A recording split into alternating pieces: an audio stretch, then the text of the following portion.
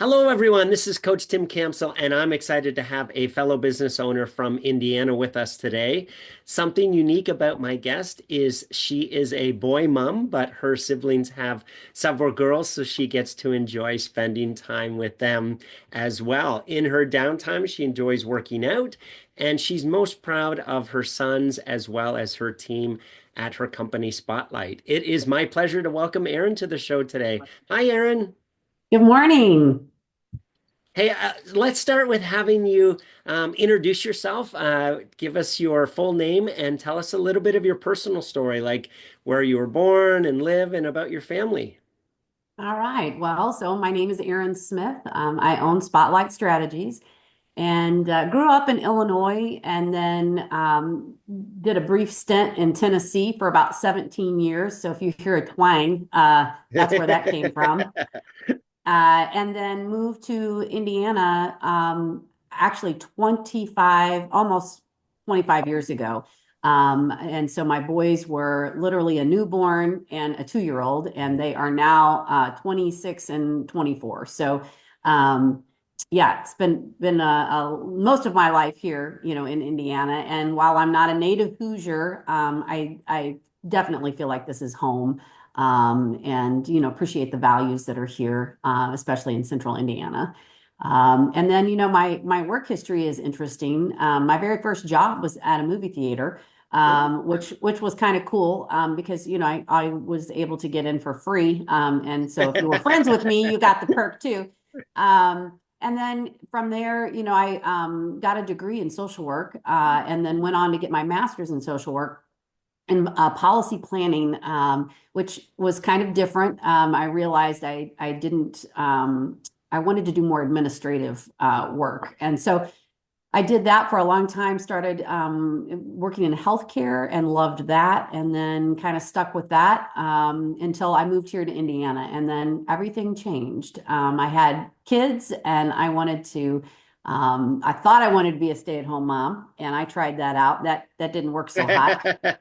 And but you don't know till you try. And then it was like, okay, well, I need to pivot. And so I started a business from home so I could be the mom I wanted to be. Oh, And so it worked out great overall. And yeah, fast forward 20 some odd years later, and I have a successful company, a wonderful business partner, and an incredible staff. oh, that's fantastic. Well, I'm gonna ask you a little bit more about your business here in a minute, but before that, is there a funny story that your family likes to tell about you, Aaron, that you'd be willing to share with us today? There's probably several, but I think the funniest one is my grandmother, who is no longer on this earth, was very special to me. She was married to my grandfather for over 50 years, Wow. and my grandfather was like he was like a dad to me. Mhm. And but he passed when I was 20. Oh, And I was just devastated by it. But my grandmother, I got the opportunity to have a new relationship with my grandmother, which was just priceless, because my boys grew up knowing her mm. as their great grandma, and they loved her and whatnot. But she was a little cantankerous, and I probably get some of that from her. So the apple doesn't fall far from the tree. But I took my boys when they were in middle school and took them over. She was still living in Illinois, and I would go visit about once every couple months with my Uh-huh. boys. We'd spend the night, take her out to dinner, and just visit. And we got there one day, and she was watching TV, and she turned around and she looked at my boys and she says, "Well, boys, how's your mother been lately?" And my boys were like, didn't know what to say, like, well, she's all right or whatever. She goes, well, I know she can be a real bitch sometimes. And I about died. I was like, Grandma, are you kidding me? She's like, well, Erin, sometimes. I thought, wow, talk about putting you in your place. So my boys love to tell that I story bet they do. every time they get the opportunity. So anyway, and from a business perspective, sometimes it's lonely at the top, and sometimes I do get called that, but Yeah. that's because you have to make decisive decisions, and most of the time you can't please everybody. Yeah, So so true. Well, yeah. tell me a little bit more about how the business came about. I know you talked a little bit about needing something that you could do from home, but how did it come about, and at what point did you have the confidence that you could run your own business? Well, I'll be honest with you. I really tried hard to get a job working in the healthcare industry. And at the time, there were some changes in the way which Medicare paid for social work, Mm, and the payment stuff was changing a lot. And so, from that perspective, people were wanting me to take call and travel, and I had two babies at home, and so mm, that just didn't work for me. mm. And I didn't necessarily want to work full time because I had these two kids. And so basically, I went to the library and said, okay, how do I start a business from home? And what does that look like? And, I was already going to the library for respite with both my boys. And I read every single book I could Mhm. about how to start a business from home, and, took every test they had, about what would I be good at. Yeah, And it came down to three things. And it was either medical transcriptionist, which played into my medical background. yeah. But I really didn't type incredibly well at that point in time. I type great now, 20 years later. And then a gift basket business, Mm, and then embroidery. And the gift basket business, I decided, there's too many choices for mm. people. And I would probably be really irritated if somebody's like, well, I buy it, but I wanted green, or I wanted, I thought that will not work for me. Right. And the embroidery, I was very much fascinated by the actual equipment. Mm, I just really thought that was just amazing how that worked. And so I then just began to, you know, meet people that were in the industry. I literally called folks that had companies near me and said, hey, I'm thinking about getting into this business. Would you allow me to come and visit? Just find out what machines you use, and, this, that, and the other. And it was a very interesting journey because that was during, we still had telephone books. Okay. So, right. I Yeah. mean, that is how I was literally going through the yellow pages and finding, who could I go and talk with. And I actually had a couple really horrible experiences where people were just, they were really nasty. I Like, bet. why would I want to help you? Yeah, I bet. You would be my competition. And I thought, okay, I don't know. Maybe I don't want to be in this industry. These people are Mm. not very nice. But I called the largest ad that was in the yellow pages at the time, and it was called Indiana Custom Embroidery. And I just thought, go big or go home. And so I called, and this gentleman answered the phone. He said he was the owner. And I just told him what I was wanting to do. And he said, I tell you what, if you want to come down here, I'll give you a tour of my shop, and, talk to you about it and whatnot. And we can decide what to do next from there. And I said, great. I said, is there any way I could bring my kids too? And there Yeah. was this dead silence. And he's like, as long as they're strapped into a stroller. And I thought, okay, I can do that. So I literally took my double stroller, my Wow. two boys, and toured this facility. And after about 45 minutes or so, we kind of went into his lobby, and he said, you know what? If this is truly what you want to do, I'll teach you everything you need to know. And I said, are you serious? And he said, yep. He said, you can just apprentice for me until you feel comfortable enough to go ahead and buy your equipment and get set up. And I said, okay. He goes, but you can't bring the kids back. And I said, okay, deal. So Wow. I literally found somebody to watch my kids part-time, which, if you have small children and know what childcare is like, that's almost next to impossible. Most people want full-time. Yeah. But I found a wonderful Miss Sharon, and still friends with her today. And she was great and took care of both the boys. And, Uh, over time, they obviously grew into, going to school and whatnot. yeah. But yeah, and he's stayed a mentor of mine for years and years. And to this day, I still owe him a lot of foundational business acumen, because I didn't have a business class at all Right. during Yeah. college. Zero. Wow.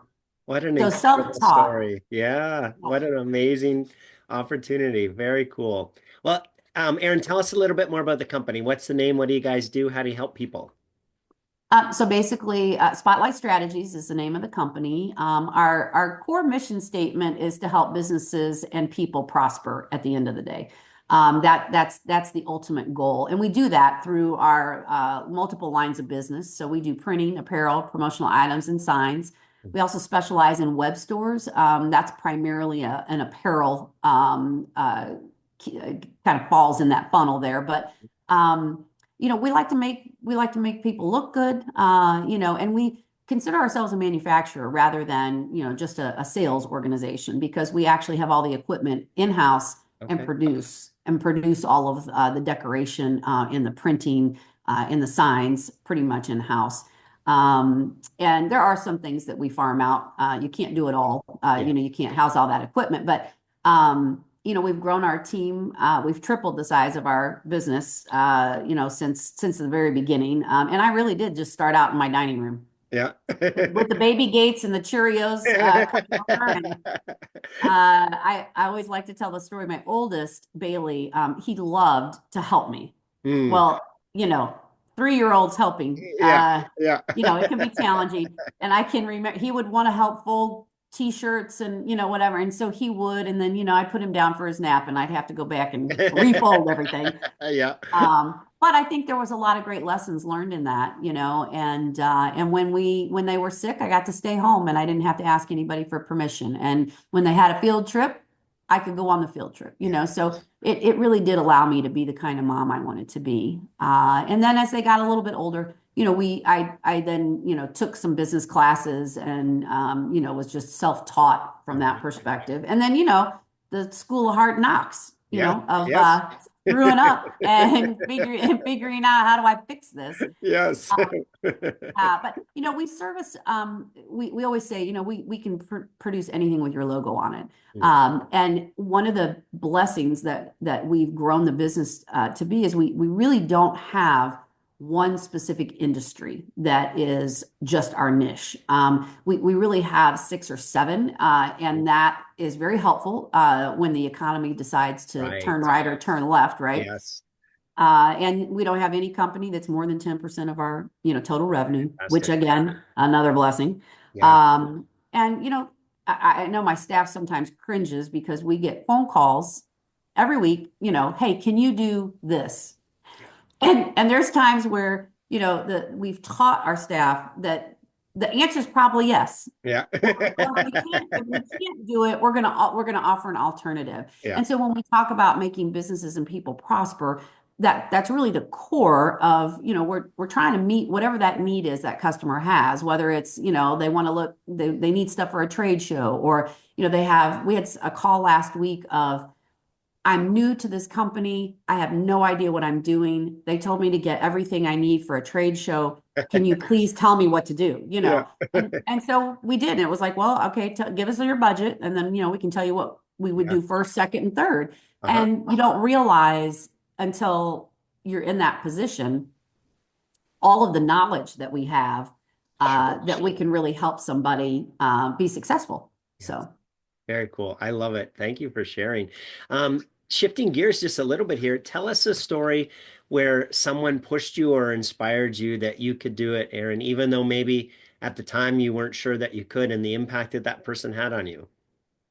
Okay, so this one's interesting. So I joined the chamber right out of the gate, Hmm. and there was another company that did embroidery, and the person was quite a bit older. His daughter worked in the business, and anyway, I was at a golf outing, and of course, marketing, branding, etc. And we were striking up a conversation, and he was asking me about my business, and I was just brand spanking new. I mean, maybe a year in or something, and I don't know. I made some comment, and he said, you'll never be my competition. And I thought, wow, okay, okay, huh. So I kind of put that in my back pocket, and then he had this like little trade thing he would always do for people where he would make a shirt out of a dollar bill. So like an origami thing. Okay. I still have it to this day. It's pinned to my computer at the office. And every time I feel any kind of adversity or whatever, I just look at that dollar bill shirt and think, oh, yes, I can. Oh, yes, I can. Because we completely surpassed him in about 5 years. Wow. We were way larger and much more market share and et cetera, et cetera. Yeah, So that's you fantastic. know, and to be honest, always stayed. This was another important lesson of always never ever burn a bridge. Hmm. Because you just never know. Wow. You just never know when you might need help Yeah. or advice.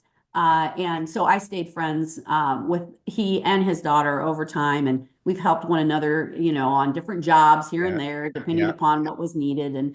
And so yeah, but That's great. yeah, that's my dollar bill shirt story. That's awesome. I love it. So I'm sure you've experienced a ton over the years. What's been your biggest learning as a business owner? Oh, wow. I had to restart twice. Hmm. And what I mean by that is, you know, I I started and grew and I grew, and then all of a sudden things were not working, Hmm. and I realized I didn't have the right people Yeah. in the right seats, Hmm. and I I had to fire. I mean, I had basically had to let all those people go because I needed one person who could do multiple things in order to Hmm. scale my business to the next level. Yeah. And that was tough because I was friends in a sense. They Yeah. were neighbors, right? As I was beginning to grow. And then, it happened again during the whole 2008 situation, Hmm. where, it was like, oh my, and I knew what I needed to do immediately. It just so happened that the person who I had to lay off, she literally looked at me and she said, well, I guess I was later off on a Friday, and she said, well, I'll see you Monday. And I was like, what? And she goes, you don't think I'm just going to sit at home and do nothing? She goes, we have all these orders that need to get out. She said, so you just pay me whatever you can pay me. Aw. And we'll just, we'll settle up later. And to be honest with you, she was a previous business owner and got burned because she had a partnership. And Mm. she was smart and diligent in her work ethic. And I just thought, oh my gosh, I Wow. can't believe this. And sure enough, that's what happened. And then, that of course was the time in which I met my current business partner, Susan McCarty, was during this era of Mm. 2008 to 2009. And anyway, then I was able to bring back my staff, Wow. later on that year. But yeah, those two rebuilds were pretty darn tough. I can imagine. Yes. The roller coaster ride of being a business owner is quite interesting, isn't it? Yes, yes, yes. I do like the what you said is you knew what you needed to do. It was just a matter of having the willingness to push forward into that. And I share with folks that I chat with all the time. Usually our gut tells us what we need to do, and then we have to take some time for our mind to catch up to, well, what our instinct is telling us. Right, right. Or you just, you do, and then, you process sometimes later. Yeah. Um, Yeah. yeah. So, Erin, we know that business success doesn't happen in isolation. So, tell us about one of your biggest challenges over the years and someone who came alongside you and helped you through that. I would say one of the biggest challenges are employees. Mm. And it's from a lot of different directions. But we've got a lot of longevity. Our employees have been with us for a long time, but we definitely push to learn and to grow all the time. And we had when Susan and I came together, we kind of got a group together, and a board of advisors, if you will. It was not for a long period of time. It was just for a year to help us get situated and merge our staffs together. Yeah. And during that time, we met those people on that advisory board were really instrumental in pushing us to think a little bit differently, and sharing with us a book that was really about scaling. Mm. And from that, we then, kind of incorporated our staff in deciding, okay, what's our culture going to be? Mhm. And that's where the whole we make businesses and people prosper Yeah. that came out of that. We also have, some culture statements that we hire and fire by. Yeah. And, really and truly, we have a huddle meeting that we do every single Friday. And that huddle meeting, we have everybody has to come and they report on something that they're responsible for every single week that they need to share with the team. But then after that, I make everybody say something you're thankful for. Mm. It can be a team member, it can be, it doesn't matter to me what it is, but Yeah. you need to be grateful and thankful for something in your life every single week. Every day for me, personally, but at Yeah. least once a week. Yeah. I also want to know something new you learned. And so we make everybody tell us that. And then maybe a highlight of the week. What are you looking forward to? And Yeah. it doesn't have to be work related. And then it really helps gel our team because you know what's important to those people. And it may not be, their actual day-to-day job. Mhm. It's figuring out what their why is and then helping cultivate that or being aware of it too, because things happen at home and outside, and it does impact the way you work. As much as we'd like to say leave it at home, that's not really what happens. Yeah. So yeah, overall, I would say that advisory board in total, kind of gave us the book. Then that book then led, to really what we've been doing for the last 10 years on a very regular basis. Very cool. I love the focus on your culture and holding people accountable to it and living it, week to week, as opposed to it just being something that's printed on the wall or in a binder. Great job. Right. Yeah. Yeah. Well, and I would say too that the solutions focused is one of the last culture statement that we Okay. have. And that's really when you think about making businesses and people prosper, if you're solution focused, Yeah. we're constantly solving problems all day long. Yes. And people might not think ordering envelopes is a problem. Well, it is when you're the court system and somebody screwed up and forgot to put their regular Right. order in. It's a big deal, to help them out and get the envelopes Yeah. squared away, right away. So.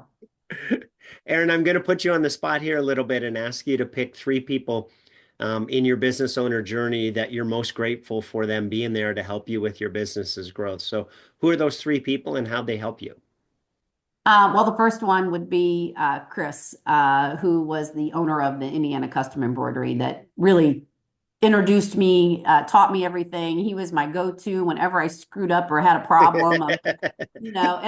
And again, I was learning I did it all. I hunted, I gathered, I sewed everything, I packaged it, I delivered it, that was a lot. That was a huge learning curve. Yeah.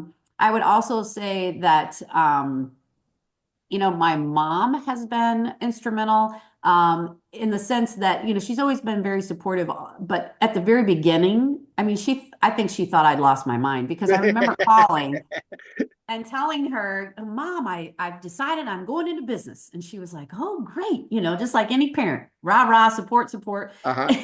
And when I told her what I was going to do, it was this long silence on the phone. And she was like, Erin, you don't know how to sew. You don't even know how to sew. And I said, oh, but Mom, they told me I didn't need to. I just know, there was no FaceTime, right? Yeah, It yeah, was yeah. only the phone. And I can only imagine the look on her face as she's struggling to be supportive and Right. thinking, what the heck is she thinking? Uh, so yeah, yeah, Chris. And then I would just have to say Susan. We have been business partners now for over 10 years, and our we both of our businesses were kind of at a ceiling Mm. when we met, and we met in this unbelievable, unprecedented time where nope, everybody was losing their jobs, nobody was buying anything. The economy was horrible, and I really think it was a God thing that we connected and met.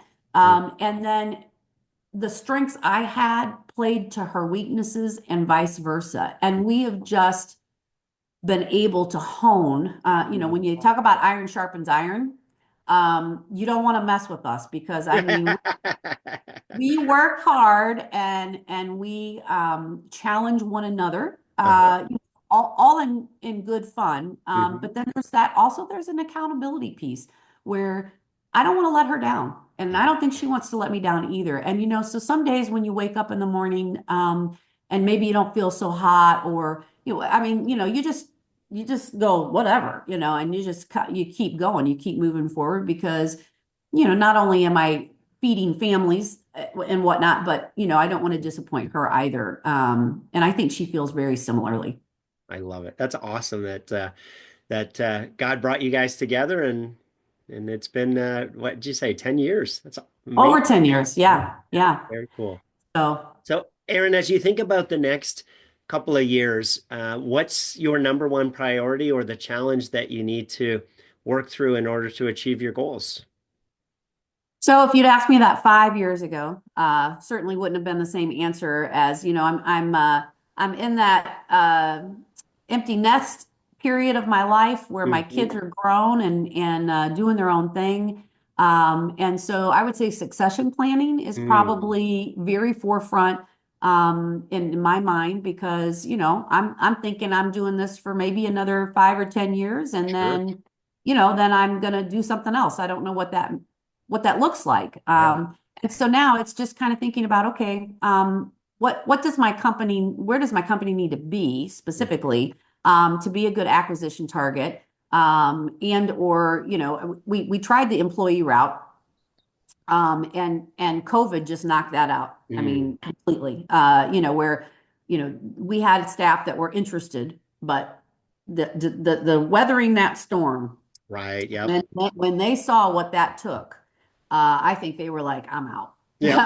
I just want to come to work and work and go home, and Yes. I'll do whatever you ask me to do, Yeah. but I don't want to be necessarily responsible for Yeah. deciding what that is. Yeah. So Being a business owner is not for the faint of heart, is it? no, no, no. And I mean, it was the blind leading the blind practically during Sure. that period of time, I mean, so it was stuff that, none of us had ever experienced before. So, and to be honest, the lasting effects of how businesses chose to deal Mm, with all of the things that COVID brought with it. sure. Some didn't survive Yeah. because of how they chose to deal with it. So, we're grateful that we're on the other side of that, and it taught us a lot of lessons. Hmm. But yeah, I mean, bottom line, it's really succession planning is kind of my main forefront. Obviously, that means growth for Yeah. my business too, and so we're kind of at a revenue area where I really need to bump us up. Another million in revenue or so, and then I think we'll be a very nice acquisition target. I mean, we're a good acquisition target right now. Sure.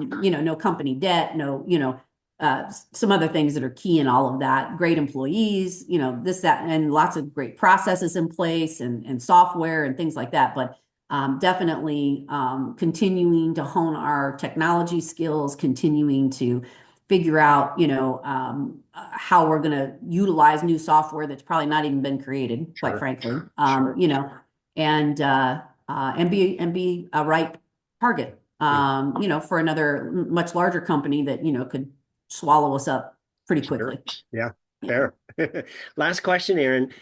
Jim Rohn said that we become the average of the five people that we spend the most time with. So, as you think about that quote, what advice would you have for business owners who are trying to figure it out all out on their own? Well, I would say you can't know everything. Mm, And you can't be great at everything. It's impossible. And so the people that you choose to align yourself with um, really, really are important because you need support, but you also need challenge. You need people who you can trust. yeah. So when you do have something that's uncomfortable, that you have somebody that you can go to that can provide some leadership, that you trust. Yeah. And you cannot be successful in a vacuum. You just can't. And I don't think you can be successful either without failure. Mm, And I just think there's so many mistakes I've made along the way. yeah. Um, and a lot of deep valleys sometimes, but that's part of the ride. And so, enjoy the journey at the end of the day. I literally have that quote in my home. Yeah. You got to enjoy the journey because, otherwise you might miss some really important stuff, Hmm. and important people, or important ways that you can impact the world overall. And so, going back to the mission statement of helping businesses and people prosper, I mean, we very much think about that every day. How can I make my employees prosper? How can I make my customers prosper? I mean, the other business owners I'm around, what can I add, or what do they need that I have that I can give? Because most of the time that will come back twofold if you're doing it with a good heart and you're doing it for all the right reasons. I love it.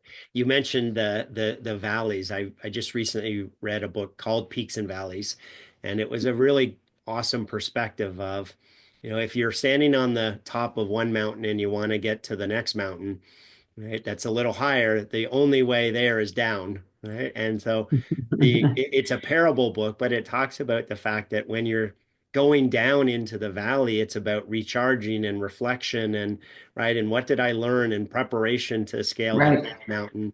And Yeah. I liked that perspective because sometimes the valley can feel like we're failing, right? Or what did we do wrong? But no, it's the opportunity to get ready for the next scale.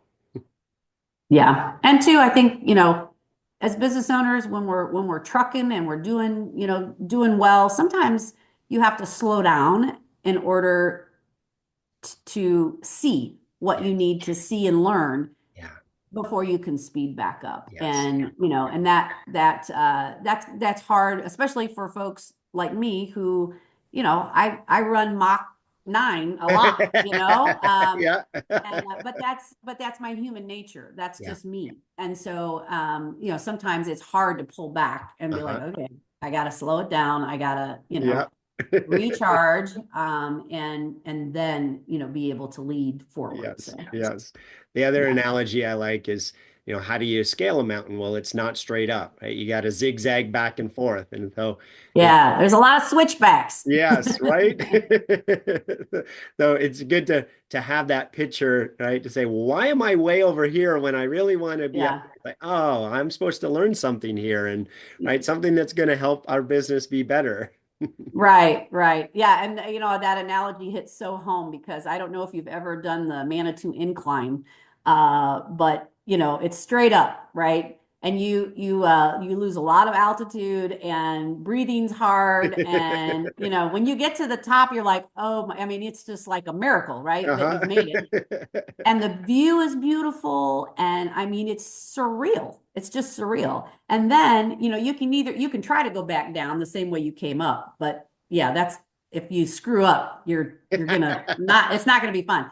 But there's this the switchback to get down is literally longer Mm, than it was to get to the top. yeah. And so, and almost more treacherous in a sense because you're trying to go faster, Mm, to get to the bottom. yeah. And so yeah, that analogy, the peak in the valley and whatnot. Yeah, it took me right back to that memory. Erin, it sounds like you've been blessed with some incredible people in your journey. If they were all here on the show today, what would you want to say to them? Oh, thank you. Thank you. Sometimes the thanks is kind of bittersweet, right? Because there's a lot of people that have helped me in my journey, but maybe it wasn't the kind and supportive Mm. help, right? It was the push, or it was the, hey, why are you're screwing up. Mm. What are you doing? And sometimes it's hard, it's hard to take that and see it as a positive. But boy, if you can, if you again, it's that whole thing of don't ever burn a bridge, Mm. because you just don't know when, that lesson or that person or their connections are going to be what you need, to make the next right decision, or to obtain the next great customer. You just don't know. Yeah, very cool. Thank you so much for being on the show, Erin. It was a pleasure learning from you today. Yeah, I thoroughly enjoyed it. I appreciate the invite. Thanks for listening to the Self-Made is a Myth show. Please help spread this movement by liking and subscribing to our show and following us on Facebook and LinkedIn. To join our movement, go to bemadtogether.com. Okay, folks, that's a wrap. Please pay it forward and be sure to tune in next time to the Self-Made is a Myth podcast.